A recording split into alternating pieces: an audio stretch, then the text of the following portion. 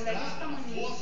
Achou? Os bastidores Aonde? contam muito. Não, na loja lá em Campo Grande. Ah. Aí fecha, A bonitinha. conta de uma grande equipe no Brasil é de aproximadamente 500 mil reais por ano.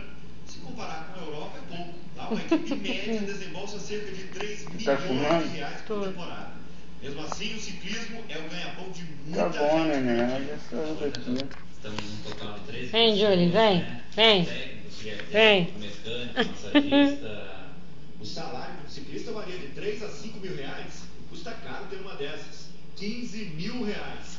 O líder da volta, ex-operador de máquina... Contando, ninguém acredita isso, cara. Você tem um padrão de vida que dá pra se manter tranquilo? Ela deita na cara dele.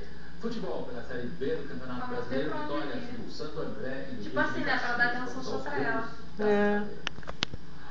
Em Santo André, Michele fez 1-0. Tira a mão, Thiago. Ainda bem que essa aqui não tem cima de aqui.